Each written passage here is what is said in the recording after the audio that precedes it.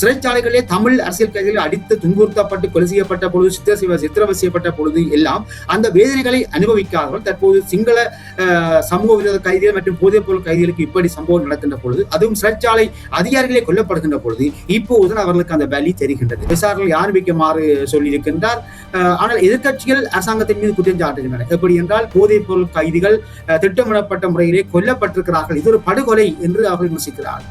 அதிலும் அரசாங்க தரப்பில் முன்வைக்கப்படுகின்ற வாதம் என்னன்னு சொன்னால், இது ஒரு புதிய அரசாங்கம் முதன்முறையாக ஆட்சிக்கு வந்திருக்கின்றது, அந்த ஆட்சியை கவிழ்ப்பதற்காக முன்னைய ஆட்சியாளர்கள் திட்டமிட்டு நடத்திய ஒரு செயல் என்று அவர் குற்றம் சாட்டுகிறார்கள். இந்த உயிர்த்த ஞாயிறு தாக்குதலுடைய சூத்திரதாரிகள் நிரூபிக்கப்படக்கூடிய சந்தர்ப்பங்கள் கிட்டிய தூரத்தில் இருக்கின்றன. ஆகவே இதை திசை திருப்பதற்காக இந்த முன்னாள் ஆட்சியாளர்கள் தான் களமிறங்கி இத்தகைய கொலைகளை செய்து திசை திருப்புகிறார்கள் என்ற கருத்துக்கள் தற்போது பரவலாக இருக்கின்றன. குறிப்பாக சிங்கள சமூக வலைத்தளங்களில் இப்படியான கருத்துக்கள் பரவுகின்றன. உளவுத்துறை அறிக்கை எப்போது வந்தது, யாரால் கையளிக்கப்பட்டது, யாரால் கையளிக்கப்பட்டது என்ற விரிவான தகவலை சஜித் பிரேமதாச சொல்ல வேண்டும். சும்மா மொட்டையாக உளவுத்துறை அறிக்கை வந்தது ஆனால் அரசாங்கம் கவனிக்கவில்லை என்பது இது ஒரு அரசியல் ரீதியான கருத்து. அதாவது அரசாங்கத்தை சங்கடத்துக்கு உட்படுத்துகின்ற ஒரு கருத்து. 2009 முள்ளிவாய்க்கால் இடம்பெற்ற அவலங்கள் கூட 1.5 லட்சம் மக்கள் கொல்லப்பட்டார்கள், பலர் கைது செய்யப்பட்டார்கள், பலரை காணவில்லை, பல லட்சம் மக்களை காணவில்லை, பலர் இன்னமும் தடுப்பு முகாம்கள் இருக்கிறார்கள். ஆகவே இந்த வலிகள் எல்லாமே சிங்கள மக்களுக்கு புரியக்கூடிய வகையில் சிங்கள அரசியல்வாதிகள் வரும் அல்லது ஆட்சியாளர்கள் வரும் கதை சொன்னது கிடையாது, எல்லாம் மூடி மறைப்புகள் தான். இதிலே நான் நினைக்கிறேன், இந்த சிறைச்சாலை அதிகாரிகளுடைய மரணத்திலும் வருகின்ற சந்தேகம் என்னன்னு சொன்னால், மோதல் இடம்பெறுகின்ற பொழுது முதல்ல மோதலுக்கான காரணம் என்ன என்பதை விட இந்த மோதலில் ஈடுபட்ட கைதிகளுக்கான அவர்களுடைய ஆயுதம் எப்படி வந்தது, அந்த ஆயுதத்தை உள்ளே கொண்டே விநியோகித்தவர்கள் யார்? சீனாவுடைய அழுத்தம் இந்த இலங்கையில எந்த அளவுக்கு இருக்கிறது, இந்த போதை நடமாட்டம்ங்கிறது ஸ்ரீலங்கால எந்த அளவுக்கு வேரூன்றி இருக்கிறது? இந்த போதைப் பொருள் என்பது நான் நினைக்கிறேன் 2009 யுத்தம் நிறைவுக்கு வந்த பின்னர் வடக்கு கிழக்கு மாகாணங்களே தமிழ் இளைஞர் யுவதிகள், குறிப்பாக தமிழ் பாடசாலை மாணவர்கள் மத்தியிலே விநியோகிக்கப்பட்டது. ஏனென்றால் தமிழ் தேசியம் என்ற அந்த அரசியல் சிந்தனையுடைய தொடர்ச்சியை அழிப்பதற்காக, இளைஞர்களை திசை இருப்பதற்காக இலங்கைக்கு உதவி வழங்குகின்ற சர்வதேச நாணய நிதியம் இந்த விடயத்திலே கவனம் செலுத்த வேண்டும் என்றால், இலங்கை ஒரு பொருளாதார நெருக்கடிக்குள்ளாயிருக்கிற நாடு, இந்தியாவினுடைய பொருளாதார மற்றும் உதவிகளில் தங்கியிருக்கின்ற ஒரு நாடு, ஏனைய நாடுடன் உதவி பெறுகின்ற ஒரு நாடு. அப்படியாக இருந்தும் இந்த போதைப் பொருளை ஏன் உள்ளுக்குள்ளே கொண்டு வருகிறது, இதற்கு பின்னால் ஏன் அரசியல்வாதிகள் இருக்கிறார்கள், அதுவும் ஆட்சியாளராக இருக்கக்கூடிய அரசியல்வாதிகள் இருக்கிறார்கள் என்ற கேள்விகளாக இருக்கின்றன. நிலைமையில் இலங்கை அரசு என்ற அந்த கட்டமைப்பு தங்களுக்கு தேவை என்ற பின்னணியில் இலங்கை அரசு கேட்கின்ற அனைத்தையுமே வசதிகள் செய்து கொடுக்கின்ற சூழலில் தான் இந்த போதைப் பொருள் வியாபாரத்தை அங்கே பரப்பி தமிழ் தேசிய அரசியலை நாசமாக்குகின்ற வேலைகளில் ஈடுபட்ட இந்த சிங்கள அரசியல் தலைவர் தற்போது தங்கள் சமூகத்துக்குள்ளும் இந்த பிரச்சனையை எதிர்கொள்கின்ற பொழுது இனி அதை கவனம் செலுத்தி முற்றாக நீக்குவதற்கான வேலை செய்வார்களா என்பதும் கேள்வியாகத்தான் இருக்கின்றது.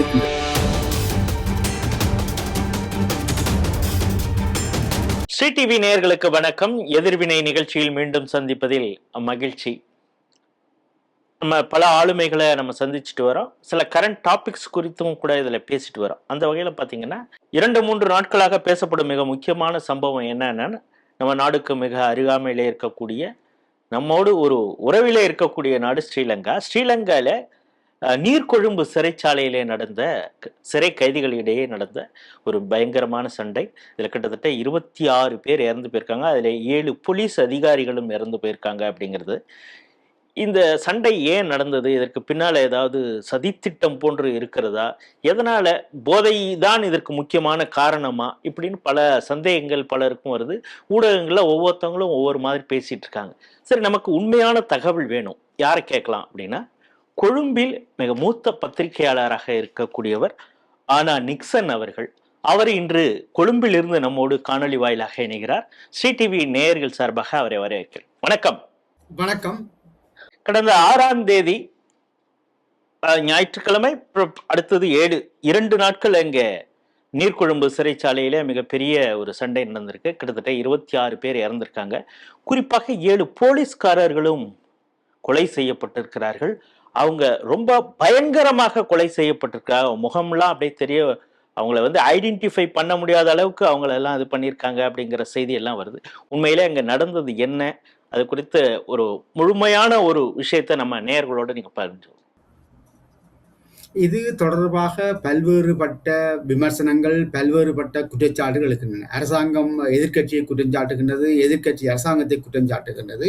சுயாதீன கருத்துக்களின் பிரகாரம் பார்ப்பதாக இருந்தால் அங்கே தடுத்து வைக்கப்பட்டிருந்த கைதிகளுடைய எண்ணிக்கை சிறைச்சாலையினுடைய அளவுக்கு மீறியது என்ற கருத்துக்களும் வருகின்றன. போதைப் பொருள் கைதிகள் தான் கொல்லப்பட்டார்களா காயமடைந்தார்களா என்பது உறுதிப்படுத்தப்படவில்லை. போதைப் பொருள் கைதிகள் என்று சொல்லுகிறார்கள், ஆனால் இறந்த கைதிகள் அங்கே பல கைதிகள் இருக்கிறார்கள். போதைப் பொருள் கடத்தல் கைதிகள் மாத்திரமல்ல, வேறு சமூக விரோத கைதிகளும் இருக்கிறார்கள். ஆகவே இந்த மோதலே இறந்தவருடைய எண்ணிக்கை கூட 26 என்று சொல்லப்பட்டாலும் 100 பேர் காயப்படைந்தனர் என்று சொல்லப்பட்டாலும் பலர் என்றும் தெரிவிக்கப்படுகின்றது. ஆக இந்த நிலையில் விசாரணைகள் தற்போது ஆரம்பிக்கப்பட்டிருக்கின்றன. நீதி அமைச்சர் சிறைச்சாலைக்கு சென்றிருக்கின்றார், விசாரணைகள் ஆரம்பிக்குமாறு சொல்லியிருக்கின்றார். ஆனால் எதிர்க்கட்சிகள் அரசாங்கத்தின் மீது குற்றம் சாட்டுகின்றன. எப்படி என்றால், போதைப் பொருள் கைதிகள் திட்டமிடப்பட்ட முறையிலே கொல்லப்பட்டிருக்கிறார்கள், இது ஒரு படுகொலை என்று அவர்கள் விமர்சிக்கிறார்கள்.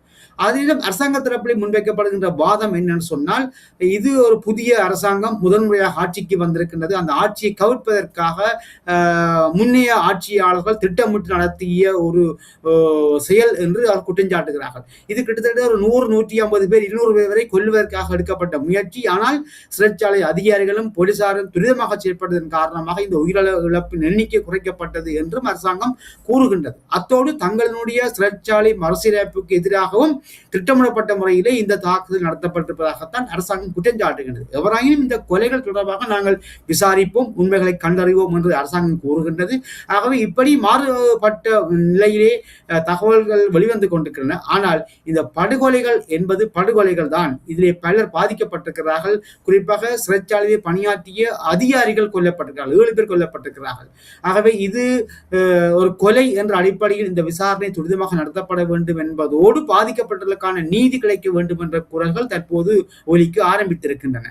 இப்ப ஹர்ஷ நாணயக்கார அவர் தான் நீதித்துறை அமைச்சர்.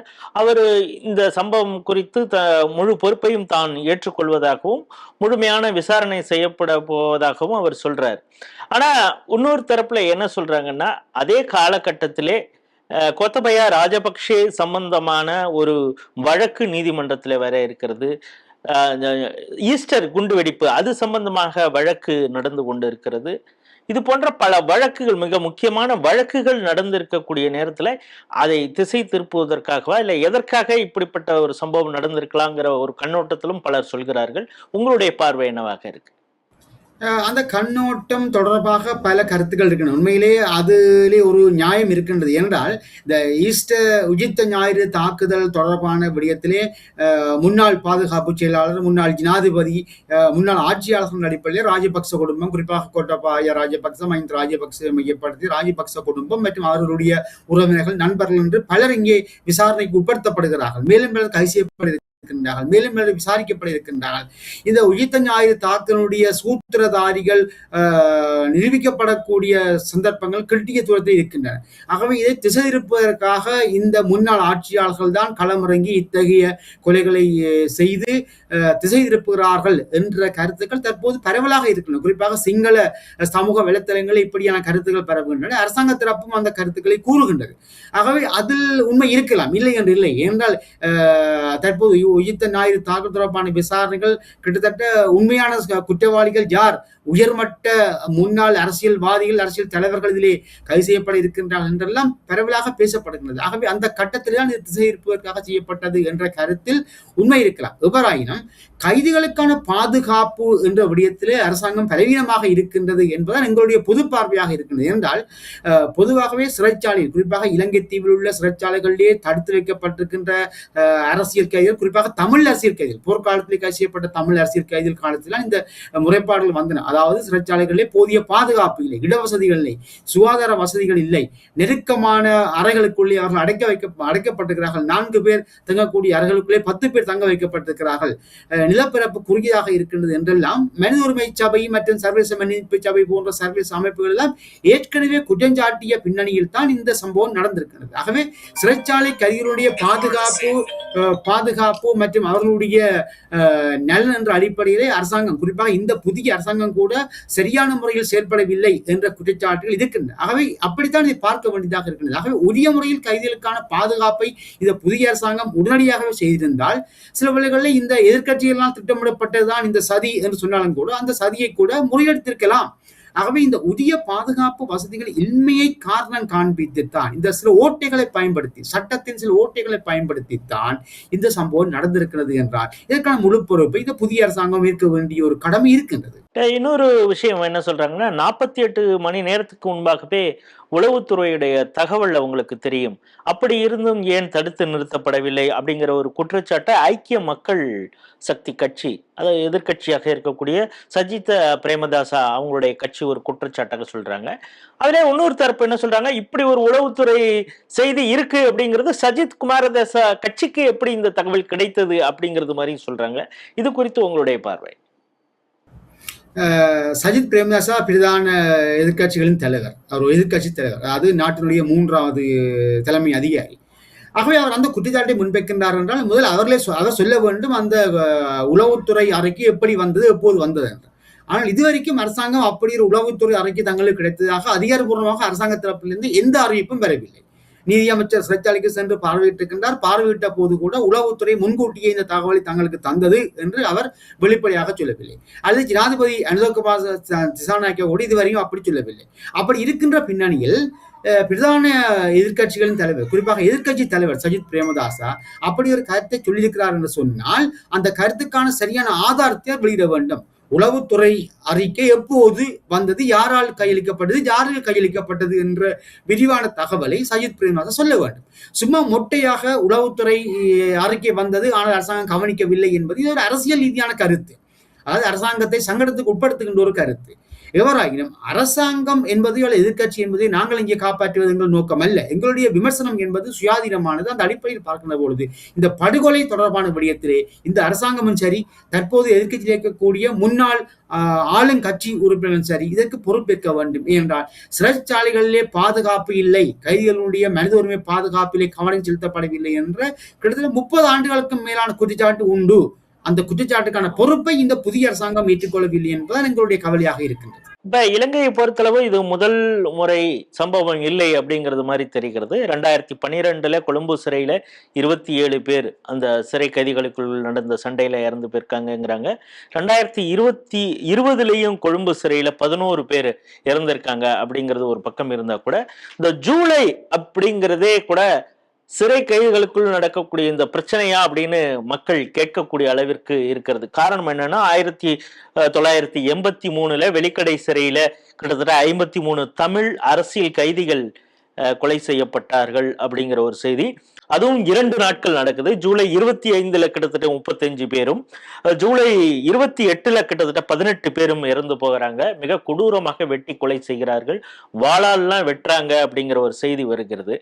எப்படி ஒரு அப்ப அந்த நேரத்துல முழுவதுமாக தமிழ் சிறை கைதிகள் கொலை செய்யப்படுகிறார்கள்.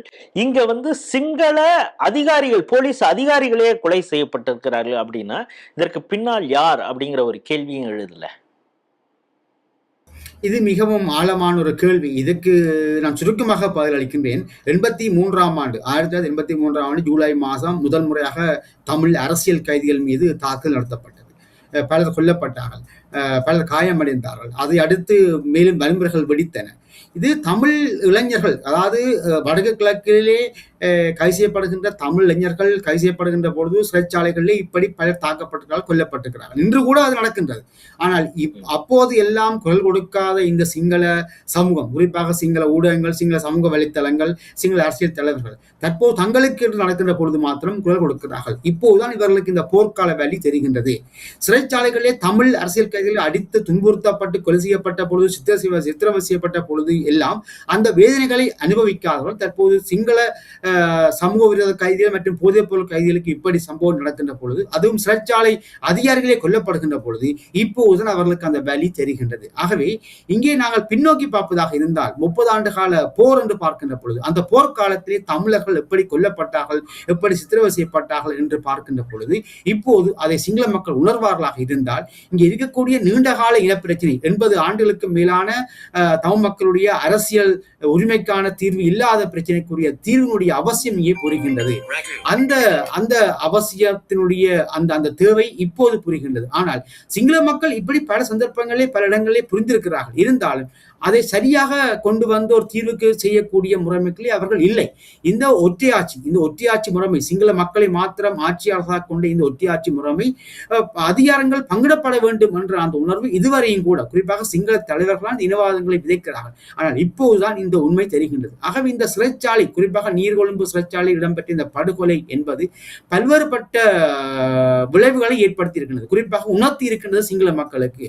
ஆகவே இதன் பின்னிலான சூழலிலாவது ஒரு நிரந்தரமான தீர்வுக்கு வர வேண்டும், இலங்கையிலே அமைதி ஏற்பட வேண்டும் அல்லது பொருளாதாரம் முன்னேற வேண்டும் என்றால் இந்த தமிழ் சிங்கள முரண்பாடு தீர்க்கப்பட வேண்டும் என்ற அந்த நிலைமைக்குள்ளே இலங்கை அரசியல்வாதிகள் வர வேண்டும் என்பது, இலங்கை அரசு என்ற அந்த சிஸ்டம் சேஞ்ச், அந்த முறைமை மாற்றம் என்பது அவசியம் என்பதையும் இந்த சிறைச்சாலைகள், இந்த நீரொழும்பு கைதிகள் மீதான அந்த சம்பவம் எடுத்து காட்டியிருக்கின்றது. ஆனால் அது உணர்வதாக சொல்ல முடியாது. நான் நினைக்கின்றேன் 2009 முள்ளிவாய்க்கால் இடம்பெற்ற அவலங்கள் கூட 1.5 லட்சம் மக்கள் கொல்லப்பட்டார்கள், பலர் கைது செய்யப்பட்டார்கள், பலரை காணவில்லை, பல லட்சம் மக்களை காணவில்லை, பலர் இன்னமும் தடுப்பு முகாம்களில் இருக்கிறார்கள். ஆகவே இந்த வழிகள் எல்லாமே சிங்கள மக்களுக்கு புரியக்கூடிய வகையில் சிங்கள அரசியல்வாதிகள் எவரும் அல்லது ஆட்சியாளர்கள் எவரும் கதை சொன்னது கிடையாது. எல்லாம் மூடி மறைப்புகள் தான். இப்போது அவர்களை அது தாக்கி இருக்கின்றது. வேலியை பயிரை மேய்ந்திருக்கிறது போல நிலைமை மாறி இருக்கின்றது. ஆகவே இந்த உண்மையை அவர்கள் புரிந்து கொள்வார்களா இல்லையா தெரியவில்லை. எவராயினும் இந்த சிறைச்சாலை சம்பவம், நீர்கொழும்பு சிறைச்சாலை இடம்பெற்ற இந்த படுகொலை சம்பவம் பல்வேறுபட்ட உணர்வுகளை இலங்கை மக்களுக்கு ஏற்படுத்தி இருக்கின்றது. இப்போ இந்த சம்பவத்தில் கூட பார்த்தோம்னா ஒரு சில போலீஸ் அதிகாரிகள், குறிப்பாக பார்த்தீங்கன்னா ஜெயிலராக இருக்கக்கூடிய சந்திர பன்சே, அப்புறம் அவசர அதிரடிப்படை புஷ்பகுமாரா, அபேவர்தன, ஏடி தரங்க, திலகசிறி தரங்க, இவர்களெல்லாம் கொலை செய்யப்பட்டிருக்கிறார். சிறைத்துறையில ரொம்ப சரியாக பணி செய்யக்கூடியவர்கள், ரொம்ப அன்பாக பழகக்கூடியவர்கள் அப்படிங்கிற ஒரு பெயர்லாம் வாங்கியிருக்காங்க. ஈவன் அவங்களையே கூட இந்த அளவுக்கு மிக கொடூரமாக கொலை செய்யப்பட்டிருக்கிறார்கள். அதுவும் குறிப்பாக ஞாயிற்றுக்கிழமை காலை உணவு கொடுக்க வந்த அதிகாரிகளை அவங்க கொலை செஞ்சிருக்காங்க அப்படிங்கிற ஒரு விஷயங்கிறது, இதற்கு பின்னால் உண்மையிலே யார் இருக்கிறாங்க அப்படிங்கிற ஒரு கேள்வி தொத்தி கொண்டே இருக்கிறது. நிச்சயமாக இதிலே நான் நினைக்கின்றேன், இந்த சிறைச்சாலை அதிகாரிகளுடைய மரணத்திலும் வருகின்ற சந்தேகம் என்னன்னு சொன்னால், மோதல் இடம்பெறுகின்ற பொழுது முதல்ல மோதலுக்கான காரணம் என்ன என்பதை விட இந்த மோதலில் ஈடுபட்ட கைதிகளுக்கான அவர்களுடைய கைகளிலே ஆயுதம் எப்படி வந்தது, அந்த ஆயுதத்தை உள்ளே கொண்டே விநியோகித்தவர்கள் யார் என்றால் ஒரு சிறிய நிலப்பரப்பு, சிறிய அறை. உதாரணத்துக்கு சொல்வதாக இருந்தால் ஒரு 100 பேர் தடுத்து வைக்கப்பட்டிருக்கக்கூடிய இடத்திலே 500 பேர் தடுத்து வைக்கப்பட்டிருக்கிறார்கள். அப்படியான சிறிய நிலப்பரப்பு, சிறிய அறை கொண்டு அந்த சிறைச்சாலைக்குள்ளே இத்தகைய பெருந்தொகை ஆயுதங்கள் எப்படி கொண்டு செல்லப்பட்டன என்பது முதலாவது கேள்வி. அதே நேரம் சிறைச்சாலை அதிகாரிகளும் தாக்கப்பட்டிருக்கிறார்கள் என்றால் இது ஒரு திட்டமிடப்பட்ட கொலைதான். திட்டமிடப்பட்ட கொலை என்றால் இந்த போதைப் பொருள் கைதிகள் தப்பிப்பதற்கு அல்லது அவர்கள் சிறைச்சாலை சுகமாக இருப்பதற்கு அல்லது அவர்கள் சிறைச்சாலைகளில் இருந்து கொண்டு வெளியே தொடர்பு கொண்டு போதைப் பொருள் வியாபாரத்தில் வேறு குற்றச்செயல்களில் ஈடுபடுவதற்கு இந்த சிறைச்சாலை அதிகாரிகளின் காரணமாக இருந்தார்களா, அதன் காரணமாகத்தான் அவர்களும் கொல்லப்பட்டார்களா என்று பார்க்கின்ற போது இதன் பின்னால் அரசாங்கமா அல்லது இலங்கை பாதுகாப்புத்துறையின் உயர் அதிகாரிகளா என்ற கேள்விகள் எல்லாம் எழுக்கின்றன, சந்தேகங்கள் எழுக்கின்றன. அதைத்தான் எதிர்க்கட்சி சொல்லுகின்றது. ஆனால் எப்படியாக இருந்தாலும் இந்த நடவடிக்கை என்பது தொடர்ச்சியாக கிட்டத்தட்ட 30 ஆண்டு கால போரிலே தமிழ் அரசியல் கைதிகள் கொல்லப்படுகின்ற பொழுது இத்தகைய ஆயுதங்கள் பரிமாறப்பட்டன, இத்தகைய அதிகாரிகள் பயன்படுத்தப்பட்டார்கள் என்றெல்லாம் உண்மைகள் இருக்கின்றன. அதற்கான ஆதாரங்கள் இருந்தும் அது பற்றிய வழக்கு விசாரணைகள் கூட இன்னும் சரியாக நடத்தப்படவில்லை. ஆகவே இதனுடைய வீழ்ச்சி, இதனுடைய அநியாயம் தான் இப்போது இங்கே நடந்து இருக்கிறது. ஆகவே உங்களுடைய கேள்வியின் பிரகாரம் எழுந்திருக்கின்ற சந்தேகம் என்பது இது பலரால் நான் சிங்கள சமூக ஊடகங்களில் அப்படியான கேள்விகள் சந்தேகங்கள் எழுகின்றன, தமிழ் சமூக ஊடக பிறப்பினும் அப்படியான கேள்விகள் எழுகின்றன. ஆகவே இந்த கொலைக்கு பின்னால் அரசியல் காரணிகள் இருக்குது என்று நாங்கள் பொதுப்படையாக சொல்லலாம். ஓகே, இப்போ இந்த சிறைச்சாலையில, இந்த நீர்கொழும்பு சிறைச்சாலையில் தான் இந்திய மீனவர்கள், அதாவது குறிப்பாக தமிழக மீனவர்கள் 12 பேர் அடைத்து வைக்கப்பட்டு இருப்பதாகவும், இந்திய அரசுடைய ஒரு வேகமாக செயல்பட்டதன் காரணமாக அவர்கள் வேறு சிறைக்கு உடனடியாக மாற்றப்பட்டார்கள். அந்த ஒரு நிம்மதி தமிழக மக்களுக்கு இருக்கிறது அப்படிங்கிறது ஒரு பக்கம் இருந்தா கூட, இந்த போதை அப்படிங்கிறது ஸ்ரீலங்காவுக்கு எங்க இருந்து கிடைக்கிறது? ஏன்னா இங்கே பாகிஸ்தான் ஹை கமிஷனே கூட இலங்கையிலே மிகப்பெரிய அளவில் முகாமிட்டு பல விஷயங்களை செய்து கொண்டு இருக்கிறார்கள் அப்படிங்கிற ஒரு இதுவும் இருக்கிறது. சீனாவுடைய அழுத்தம் இந்த இலங்கையில எந்த அளவுக்கு இருக்கிறது? இந்த போதை நடமாட்டம்ங்கிறது ஸ்ரீலங்கால எந்த அளவுக்கு வேரூன்றி இருக்கிறது? இதுவும் ஒரு நல்ல கேள்வி.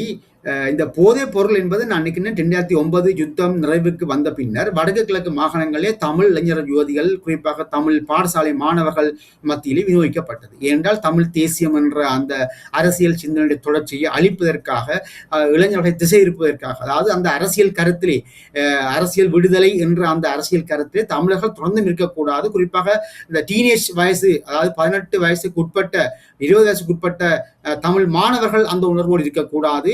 30 வயசுக்கு உட்பட்ட இளைஞர்கள், அதுக்கு மேற்பட்ட இளைஞர்களும் நபர்களும் அந்த சிந்தனையோடு இருக்கக்கூடாது. அது இன்பங்களுக்குள்ளே கொண்டு போய் அடிமைப்படுத்தினார்கள்.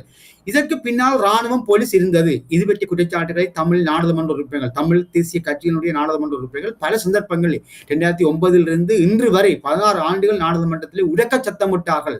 ஆனாலும் அரசாங்கம் கேட்கவில்லை. திட்டமிட்டு ராணுவம் அல்லது போலீசினுடைய அந்த அனுமதியோடு தான் இந்த போதைப் பொருட்கள் இறக்கப்பட்டன. அது எந்த நாட்டிலிருந்து இறக்கப்பட்டன எங்களுக்கு தெரியாது. கடல் வழியாகவும் வந்தன, கொழும்பில் இருந்தும் பேருந்துகளிலே அங்கே கொண்டு சேர்க்கப்பட்டன. ஆகவே அப்படி பரவப்பட்ட அந்த போதைப் பொருள் இன்று சிங்கள பிரதேசங்களுக்கும் வந்திருக்கின்றன. இதைதான் சொல்லுவது, அந்த அந்த வினை விதைத்தவன்